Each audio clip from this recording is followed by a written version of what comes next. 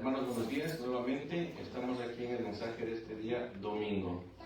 Vamos a empezar orando. Señor, en esta mañana te damos gracias que tú nos permites estar aquí. Nos permites, aunque frío aquí en esta ciudad, con poco de lluvia, Señor, nos permites venir a adorarte y alabarte. Te pedimos que seas tú obrando en nuestros corazones, abriendo nuestras mentes para poder entender lo que tú nos traes, para poder entender todo lo que tú nos quieres decir y entender un poco más de lo que es tu palabra. Te ponemos este servicio, te ponemos a los hermanos que están en camino, a los que están por venir y los que aún no han llegado, Señor. Te ponemos todo esto en el nombre de tu Hijo Jesús. Amén. ¿Qué celebramos este 25 de diciembre? La Navidad. ¿Y sabemos que el Señor Jesús nació el 25 de diciembre?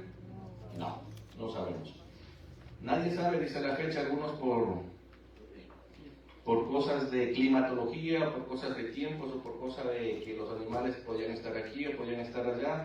Hablan de fechas entre abril, mayo, por ahí estaba escuchando ayer que hasta en septiembre, octubre, o sea, nadie sabe la fecha, pero lo más importante es que el Señor Jesús vino a esa tierra. Eso no debe cambiar nuestra perspectiva de por qué, o saber o conocer, como últimamente he visto muchos videos y les digo a los muchachos, a los que estudiamos en los miércoles, ¿de qué nos sirve saber y conocer ese tipo de cosas tan que a veces queremos descubrir el agua tibia? Si ya está ahí, ¿para qué seguimos averiguando cosas? Es gente, por ejemplo, que decía Jehová o Yeshua y supuestamente tiene que hablarse en hebreo, en arameo, y está mal pronunciado y estamos haciendo herejías, y después resulta que no son ni siquiera judíos los que están enseñando eso. O sea, ¿por qué? ¿Por qué queremos de esta manera hacernos y complicarnos la vida? Si yo pienso que el Evangelio tiene que ser lo más claro, lo más sencillo y lo más simple, que es transmitir el amor de Jesucristo y el plan de salvación.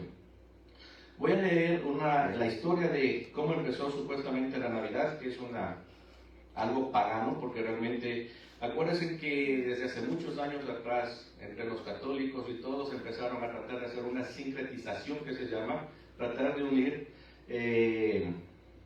fiestas paganas, fiestas mundanas, y introducir ahí lo que vienen siendo fechas cristianas también, para tapar un poquito lo que es. Aquí vamos un poquito a leer eso y vamos a empezar el estudio de esta mañana. Dice: la Navidad es una de las celebraciones más importantes en todo el mundo. Es un hito importante para nosotros, el fin de un año, tiempo de regalos, festejos, reuniones familiares, y para los cristianos practicantes una emotiva fiesta religiosa.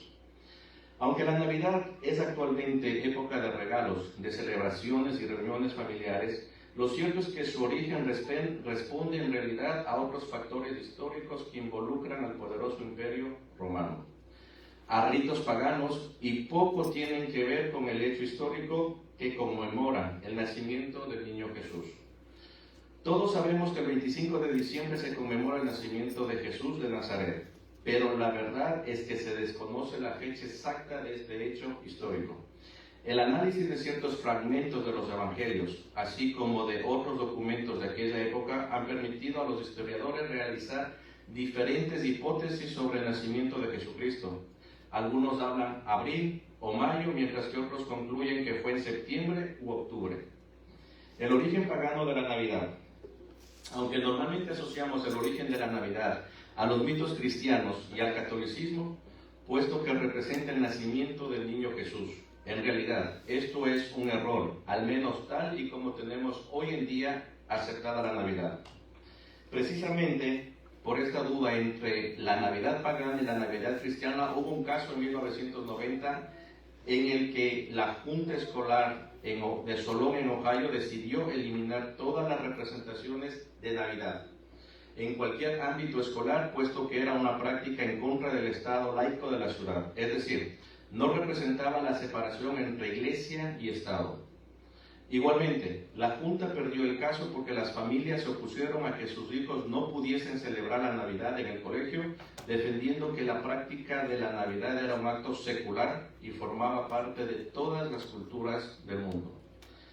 A pesar de que la Junta perdiera el caso, sí lograron eliminar las oraciones y la lectura bíblica asociadas a la celebración de Navidad. Y lo que está pasando, ya hemos visto, han sacado a Dios de las iglesias, han sacado a Dios de todo lado, y esperemos que con este nuevo cambio de gobierno parece que eso va a volver nuevamente y va a cambiar. Pero eso necesitamos orar mucho para que eso suceda. Pero aquí viene la verdadera y la realidad, qué es lo que pasa o por qué, cuál era la fecha pagana que tenían en esa época. La Navidad y Saturno. Saturno, adoraban a Saturno. El origen de la Navidad no es para nada cristiano. Como lees en el principio de este artículo, el origen de la Navidad es pagano.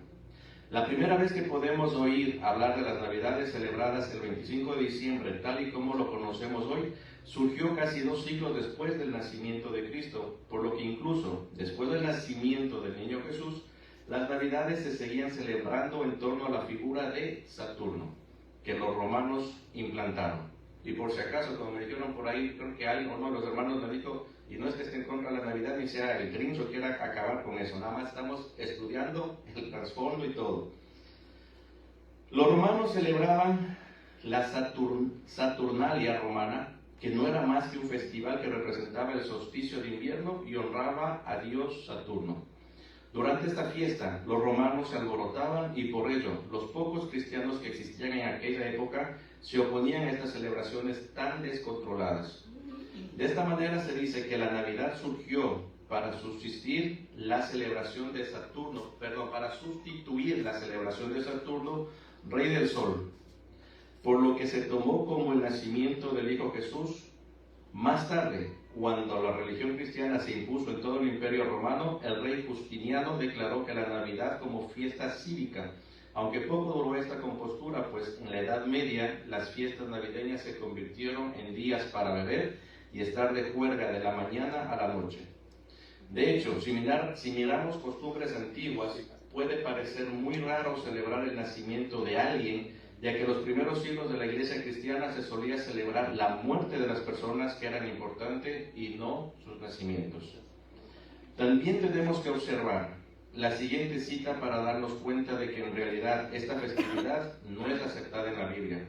Podemos ir a Mateo 15:9, por favor. Vamos a ver qué nos dice Mateo 15:9. Y el que lo quiera leer, por favor.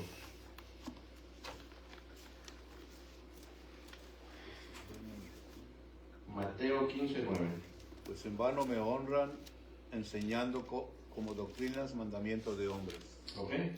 Entonces, ¿por qué tendremos que celebrar fiestas paganas o cosas que... ¿15:9 o 15:8? Sí, 15:9, está correcto. ¿Por qué tenemos que celebrar fiestas paganas en algo o poner fechas cristianas? Y esta no es la primera fecha que lo hacen. Hay muchas fechas que lamentablemente las pusieron para nosotros también celebrar. Básicamente viene siendo eso. Entonces tenemos que tomar muy en cuenta que la Navidad para nosotros es el nacimiento real del niño Jesús o del Señor Jesús, pero no de la forma que ellos lo están tomando como una fiesta pagana o una fecha de adoración al Dios Sol en esa época. El tema que he traído para esta mañana viene siendo la promesa del Salvador, un plan desde la eternidad. La promesa del Salvador, un plan desde la eternidad. Desde antes de la creación del mundo, Dios diseñó un plan perfecto para redimir a la humanidad. Este plan no fue improvisado ni una reacción al pecado del hombre, sino que estaba en el corazón de Dios desde la eternidad. ¿Alguien se acuerda del versículo que dice que Dios ha puesto eternidad en el corazón del hombre, pero el hombre no ha entendido eso? Lamentablemente Dios ha puesto eso desde el inicio. Entre Adán y Eva, cuando lo puso en la creación, era para vivir una vida eterna. Y el pecado es lo que hizo que nos separara de él. El propósito eterno muestra que aún antes de que el ser humano fallara, Dios ya tenía una promesa, ya tenía una respuesta, la promesa de un Salvador. Por eso siempre decimos, Dios conoce nuestros planes. Jeremías 29:11, ¿qué nos dice? Porque yo sé los planes que tengo para ti, planes de bien y no de mal. O sea, el Señor conoce desde antes que naciéramos, ya sabía qué es lo que iba a pasar, ya sabíamos que le íbamos a fallar, ya sabíamos que íbamos a caer, ya sabíamos que íbamos a tener problemas. Ya sabía que íbamos a estar hoy día reunidos aquí porque habíamos hablado muchas veces cómo llegamos a esta iglesia. O sea, ya sabía que íbamos a estar aquí, ya sabía que nos teníamos que poner de acuerdo para celebrar la próxima semana Navidad, sabía todo exactamente, al Señor no se le escapa. Este miércoles leíamos un versículo en donde dice que el Señor tiene contado todos nuestros cabellos. O sea, realmente les decía, y cuando nos bañamos, al menos podemos contar cuántos se nos caen nosotros mismos, no lo podemos, pero el Señor los tiene contados, el Señor sabe exactamente. He dividido en 4 partes: la promesa del Salvador, un plan de la eternidad, el propósito eterno de Dios. Desde antes de la creación, Dios planeó todo lo que va a ser el plan de redención para la humanidad. Eso lo encontramos en Efesios 1, 4, 5. Efesios 1, 4, 5. Y nos dice así: según nos escogió en Él antes de la fundación del mundo, para que fuésemos santos y sin mancha delante de Él, en amor, habiéndonos predestinado para ser adoptados hijos suyos por medio de Jesucristo, según el puro afecto de su voluntad.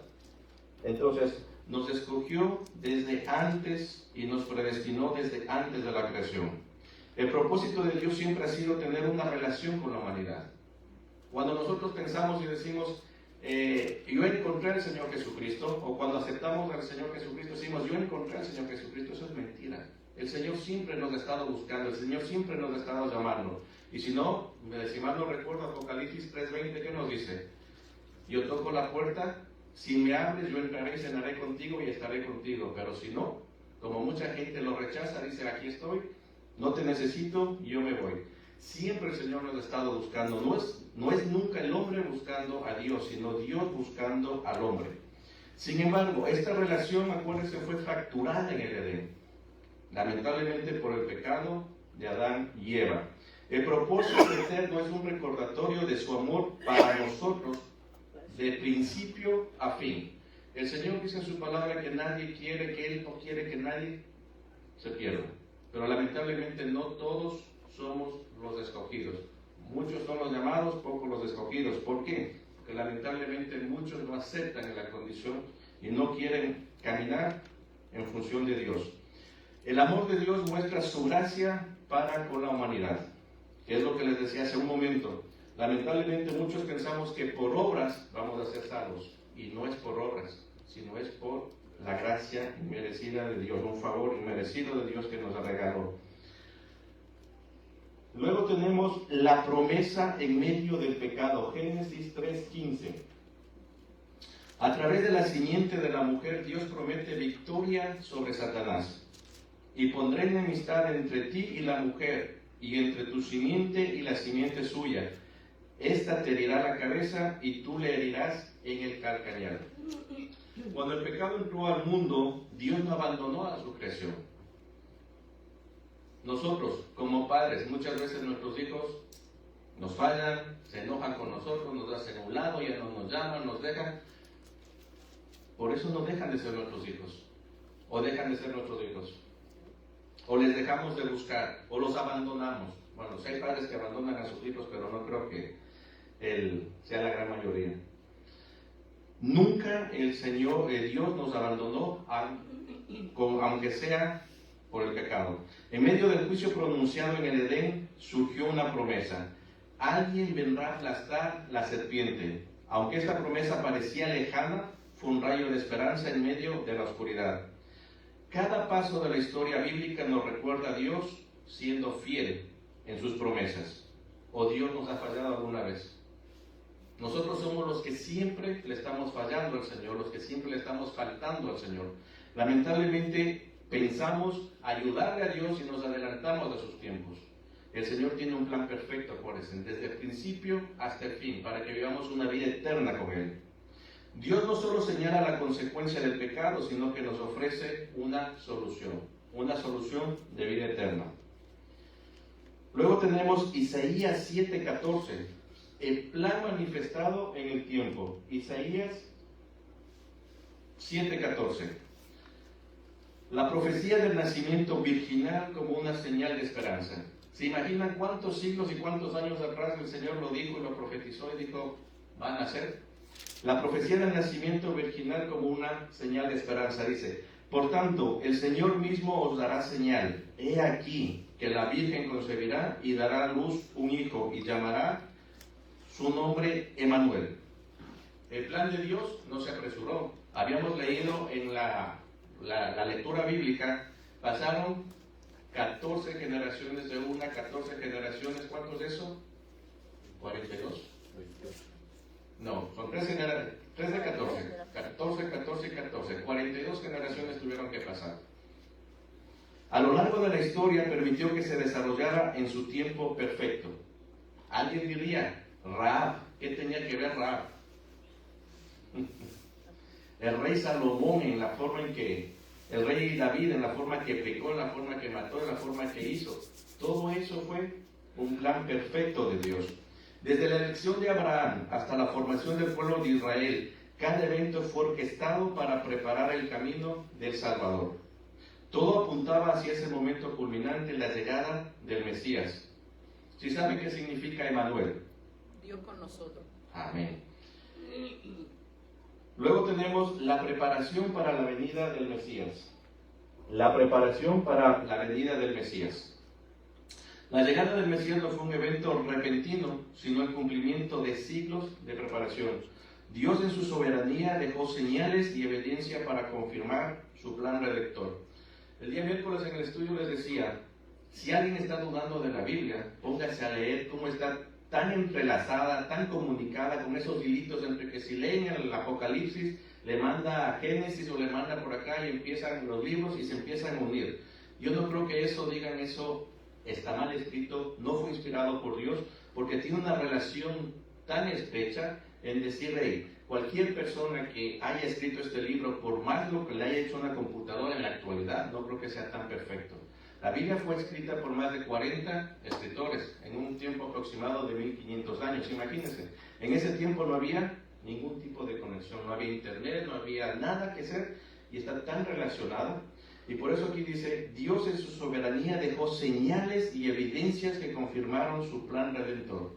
Desde Génesis hasta Apocalipsis encontramos todas esas evidencias. Y podemos ver las genealogías, que vuelvo a repetir, son 42. La línea mesiánica muestra la fidelidad de Dios al cumplir su promesa a través de Abraham y David. Las genealogías que encontramos en la Escritura no son listas aburridas de nombre. Yo me acuerdo hace años cuando no era cristiano y cuando recién empecé a ser cristiano, me aburría leer la genealogía y nombres y nombres y nombres y nombres y decía, ¿y esto para qué? ¿De qué sirve? O sea, porque uno no entiende, solo veía lo que acabamos de leer y dice, wow. Pero ahora cuando ya entendemos de qué se trata y cómo el Señor hizo su plan tan perfecto para que naciera el Señor Jesús, dices, tiene sentido lo que está escrito ahí. Son el testimonio vivo de que Dios preservó la línea del Mesías desde Abraham hasta David y luego hasta Jesús. Cada nombre representa una historia de redención y eso lo sabemos. Tenemos todos los nombres que están ahí, tienen una historia que contar. Como dije, ¿quién diría que Rahab, siendo una prostituta, iba a estar dentro de la línea del Señor Jesús? Un recordatorio que tenemos que entender es que nunca se olvidó de su pueblo, ni en ese tiempo ni ahora. Nosotros todavía, el Señor sigue aquí con nosotros, con su pueblo. Cada generación testifica el cumplimiento del pacto divino. Nosotros somos otra generación que podemos cambiar e impactar al resto. Cuando yo tomé la decisión hace 16 años de convertirme a Cristo, soy el primer cristiano en mi familia, en mi generación. Y yo tengo que impactar al resto de mi familia para que vengan a los pies de Cristo. Como les dije, si Dios quiere, mis padres vienen y quiero que Dios haga ese milagro en la vida. Que entiendan y comprendan qué es lo que está sucediendo. Pero cada generación puede impactar de una manera diferente y nosotros podemos hacer ese cambio.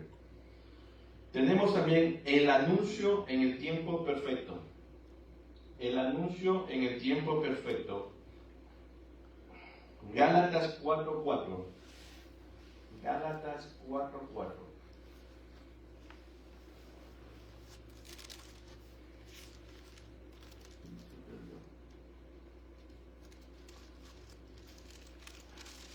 Gálatas 4:4. Dios envió a su Hijo en el momento justo de la historia. ¿Se acuerdan en qué tiempo llegó? ¿Alguien se acuerda del estudio que lo vimos hace mucho tiempo? En donde en ese tiempo era el tiempo exacto de los 50 años del jubileo, en donde se liberaba a esclavos, se liberaba a la gente. Exactamente en ese tiempo. Alguien me preguntó, ¿y por qué no fue antes? ¿Por qué no fue después? porque tenía que ser en el tiempo que Dios planificó. Entonces en Gálatas 4:4 nos dice, pero cuando vino el cumplimiento del tiempo, Dios envió a su Hijo nacido de mujer y nacido bajo ley. Dios escogió un momento específico en la historia para enviar a su Hijo. No fue un accidente que Jesús naciera durante el dominio del Imperio Romano. Este tiempo fue escogido estratégicamente. Había una paz relativa, un lenguaje común y caminos que conectaban regiones enteras. Acuérdense que ya había comunicación por todo lado, vías marítimas, tenían de todo, o tenían las famosas naves extraterrestres que decían, ¿verdad? Porque también salió por ahí un video que dice que en la Biblia, en el Salmo, creo que 104, decía y hablaba de naves, y la gente se va y dice, eran naves extraterrestres. Hey, hello, naves son barcos, los barcos son las famosas naves de aquel tiempo. Era un tiempo perfecto para que el mensaje del Evangelio se esparciera por todo el mundo. Acuérdense que el Señor dio a cada uno la gran comisión, y nos dijo, ve y haz discípulos por todo el mundo, no en una parte, no en otra. Las circunstancias políticas, sociales y espirituales prepararon el camino completo. Luego tenemos la profecía del lugar de nacimiento, en Miqueas 5:2. Imagínense, siglos atrás. Belén, una aldea pequeña en el escenario para el cumplimiento del plan redentor. Miqueas 5:2 nos dice, pero tú, Belén, Éfrata, pequeña para estar entre las familias de Judá, de ti me saldrá el que será Señor en Israel, y sus salidas son desde el principio, desde los días de la eternidad. El plan era perfecto, y todos sabemos cómo se puso todo eso. Desde muchos antes, los profetas habían señalado que el Salvador nacería en Belén, un pequeño y humilde pueblo. Acuérdense que cuando los reyes esperaban al Mesías, esperaban al rey, esperaban ver un ejército, un rey grande y poderoso, y era el niño Jesús. O sea, todo cambió, y también vino de un pueblo pequeño. Este detalle subraya que el plan de Dios siempre fue intencional. Nada ocurrió por casualidad. Cada detalle confirma su fidelidad. El anuncio a María, la participación de los humildes. El Señor no usa, dice, a los preparados. Él usa realmente a los que le obedecen y le honran de corazón. Muchas veces dije, hey, yo no voy a servir, yo no conozco nada, no me gusta la lectura, no me gusta estudiar, no me gusta leer. Y aquí me tiene el Señor. No me gusta hablar en público, pero el Señor me fue preparando por 8 años haciendo ventas aquí en Estados Unidos, ventas en Ecuador, y hablando con la gente y conociendo. Y cuando uno se pone a pensar, dice, hey, cómo el Señor va usando. Y va usando a cada uno de acuerdo a lo que Él, al plan que tiene. Entonces, el anuncio a María, la participación de los humildes. Dios en su gracia los escogió, no escogió a los poderosos o a los influyentes para llevar a cabo su plan redentor. En cambio, escogió a una joven humilde y sencilla llamada María. En Lucas 1, 26 y 28, el saludo del ángel. Al 6º mes, el ángel Gabriel fue enviado por Dios a una ciudad de Galilea llamada Nazaret, a una virgen desposada con un varón que se llamaba José, de la casa de David, y el nombre de la virgen era María. Y entrando el ángel en donde ella estaba, dijo, salve, muy favorecida, el Señor es contigo, bendita tú entre las mujeres. María fue favorecida por la gracia divina, no por sus méritos. El anuncio comenzó con un saludo sorprendente. María fue llamada muy favorecida, lo que muestra que su elección no fue por mérito propio, sino por la gracia de Dios. Este saludo marcó el inicio de algo extraordinario, la participación del humilde en lo divino. Y seguimos el punto que si vemos toda la genealogía, no es que ocupó a reyes y venía de una dinastía de reyes completos, no. El Señor hizo su obra. La gracia es un regalo inmerecido, no una recompensa por obras. Luego vemos el mensaje en Lucas capítulo 1, versículo 29 y 23. María dará a luz al Hijo del Altísimo, cuyo reino será eterno. ¿Se imaginan que lleguen y le digan lo que va a suceder y lo que va a pasar? Yo creo que todos estaríamos escépticos y no aceptaríamos lo que nos están diciendo. Si muchas veces el Señor nos pide que hagamos cosas pequeñas y no lo hacemos. Imagínense en algo así tan grande. Mas ella, cuando lo vio, se turbó por sus palabras y pensaba que salutación sería esta. Entonces el ángel le dijo: María, no temas, porque has hallado gracia delante de Dios. Y ahora concebirás en tu vientre y darás a luz un hijo y llamarás su nombre Jesús. Este será grande y será llamado Hijo del Altísimo, y el Señor Dios le dará el trono de David, su padre, y reinará sobre la casa de Jacob para siempre, y su reino no tendrá fin. El mensaje fue claro pero impactante. María sería la madre del Salvador. Imaginemos la mezcla de emociones que ella pudo haber sentido. ¿Qué se imaginaría? Porque muchos dicen que era una completa niña, entre 14, 15, 16 años, no era más adulta. O sea, no era de edad tan grande. ¿Cómo se sentiría? ¿Qué es lo que sentiría? ¿Qué es lo que diría? El mensaje también subrayó que este evento sería obra de Dios, no de los hombres. ¿Cuál fue la reacción de María? Porque nosotros podemos imaginar una reacción, pero ¿cuál fue la reacción de María? Y eso podemos encontrarlo en Lucas capítulo 1, versículos 34 y 38. Acuérdense que María estaba confundida. María se sometió por fe y obediencia a ese plan. Pero aquí en Lucas capítulo 1, versículo 34 al 38 nos dice: Entonces María dijo al ángel: ¿Cómo será esto? Pues no conozco varón. Respondiendo el ángel le dijo: El Espíritu Santo vendrá sobre ti y el poder del Altísimo te cubrirá con su sombra. Por lo cual también el santo ser que nacerá será llamado Hijo de Dios. Y he aquí tu pariente Elizabeth, ella también ha concebido hijo en su vejez. Y este es el 6º mes para ella, la que llamaban estéril, porque nada hay imposible para Dios. Entonces María dijo: He aquí la sierva del Señor, hágase conmigo conforme a tu palabra. Y el ángel se fue de su presencia. ¿Quién era Elizabeth? ¿Qué hijo nació de ahí? Juan el Bautista. ¿Cuál era el plan de Dios? Que él proclamara la llegada del Señor. O sea, todo era un plan perfectamente estipulado por Dios, porque acuérdense que Elizabeth era completamente estéril, a su vejez tuvo su hijo. María respondió con humildad y disposición, aunque no entendió el plan completamente.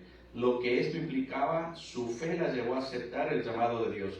Si nos ponemos a pensar en ese tiempo cómo se actuaba en contra de las mujeres, qué sucedía en contra de las mujeres, su respuesta nos enseña que Dios busca corazones dispuestos, no necesariamente preparados o perfectos.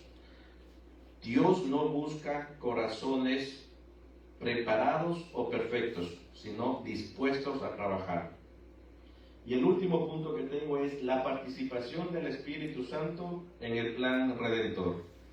La obra del Espíritu Santo fue crucial en el cumplimiento del plan de Dios. Desde la concepción milagrosa hasta la redención de la humanidad, el Espíritu fue un agente activo. Lo encontramos en Lucas capítulo 1, versículo 35. Seguimos con la misma lectura. Lucas capítulo 1, versículo 35. Respondiendo el ángel le dijo: El Espíritu Santo vendrá sobre ti y el poder del Altísimo te cubrirá con su sombra, por lo cual también el santo ser que nacerá será llamado Hijo de Dios. Recordemos que el nacimiento de Jesús no fue obra del hombre, fue obra de Dios. Fue el Espíritu Santo quien obró en María para que concibieran al Hijo de Dios. Este acto milagroso dejó claro que Jesús era el verdadero Hijo de Dios y no fruto de la voluntad humana. Y también recordemos, muchos preguntan, Jesús era plenamente Dios y plenamente hombre. No había, como dicen, no, es que él pudo soportar todo lo que soportó porque era hombre, porque era Dios. No, él era perfectamente Dios y perfectamente hombre. Él vino aquí para demostrarnos que como hombre se pueden hacer las cosas. El poder del Espíritu en el cumplimiento, Isaías 11:12. Y reposará sobre él el espíritu de Jehová, espíritu de sabiduría y de inteligencia, espíritu de consejo y de poder, espíritu de conocimiento y de temor de Jehová.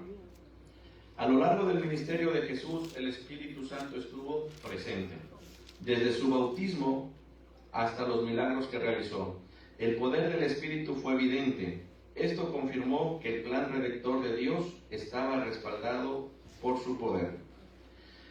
Recordemos que el Espíritu Santo nos asegura que la obra divina sea perfecta. ¿Qué hace el Espíritu Santo en nuestras vidas? Cuando nosotros tenemos al Espíritu, es nuestro acusador de pecado. Él nos dice, hey, estás equivocado, hey, estás pecando. Esa es la función del Espíritu Santo. Y cuando pecamos demasiado y cuando hacemos las cosas todo el tiempo, dice que contristamos al Espíritu Santo y se apaga. Se pone como que en stand-by, como dicen aquí. Tenemos que tener mucho cuidado con eso. Cuando ya nos sintamos esa vocecita, nosotros como cristianos no viene siendo ni el quinto sentido ni el sexto sentido, viene siendo el Espíritu Santo diciendo, no hagas esto.